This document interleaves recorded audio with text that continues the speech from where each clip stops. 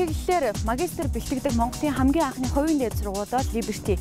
Эрхчлөө хэмээх нэртэй энэ сургуулиар цэглэх үед сонин хажигтай байгаа Liberty сургуулиас хийсэн сурвалжлагыг хамтдаа үздэцгээе. Нийгмийн ухааны Liberty дээд сургууль нь 2006 оноос үйл ажиллагаагаа явуулж буй. Төрийн удирдлагын чиглэлээр магистр бэлтгэдэг Монголын анхны хувийн сургууль юм. Тус сургууль нь өнөө цагийн шаардлагад нийцсэн орчинд өвөрмөц сургалтын хөтөлбөртөөр үйл ажиллагаагаа явуулдгаараа онцлогтой. Үүний нэг жишээ бол 5 гариг бүрийн өглөө зохион байгуулдаг лекц юм. Нийгмийн олон салбарын шилдэгүүд, алдарчнууд өөр өөрийн ажил, мэргэжлийн онцлогийн хүрээнд сонирхолтой хамгийн гол ажил, амьдрал нийт тустай бодиттой лекцийг тус сургуулийн магистрантуудад өгдөгөөрөө тус лекц онцгой. Өнгөрөх 5 гаригийн хувьд лекцийн зочноор Монгол банкны эдийн засагч Батхүрэл Өргөдөг, Монгол улсын ирээдүйн төлөв хандлага, түүнд учирч буй эрсдлүүдийн талаар мэдээлэл өгч сан сэтгэлээ солилцлоо.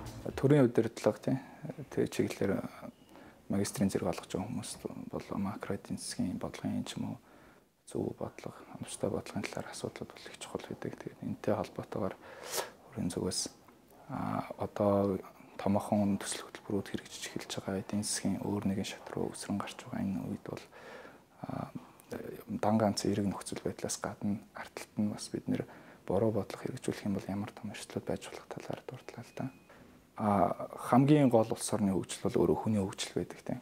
Хүний хөгжил хэн юу бүтээж чадчихээн тэр хүн орлоготой байдаг. Нөгөө талдаа олсон орлогоо зөв хэрхэн ирээдүйдээ хэрэг хэмжээг нь зарцуулж чадж байна гэдгээс шалтгаалж тухайн хүний ирээдүйн төлөв байдал болон оноогийн төлөв байдал илэрхийлэгдэж байдаг. Тэр утгаараа хүмүүс өөрсдийнхөө мэдлэг боловсролт илүү чухал анхаарах хэрэгтэй.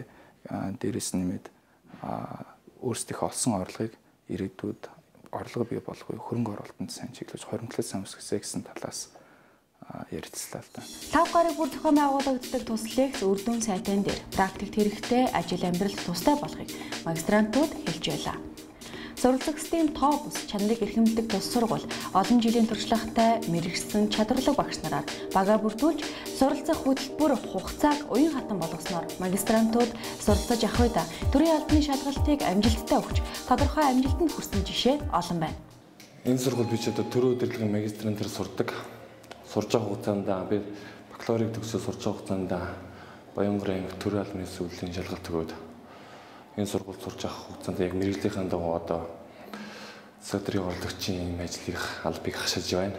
Манай Liberty дээд сургууль нь оюутнуудынхаа хай тухтай орчин их сайн ангаж өгсөн байгаа. Компьютерийн лабораторид анги танхим ер нь сүүлийн тоног төхөөрөмжөөр тонологдсон. Компьютер нь өндөр хурдтай ямар ч үед хичээлээ хийж ер нь багш нар нь их сайн багш нар байдаг.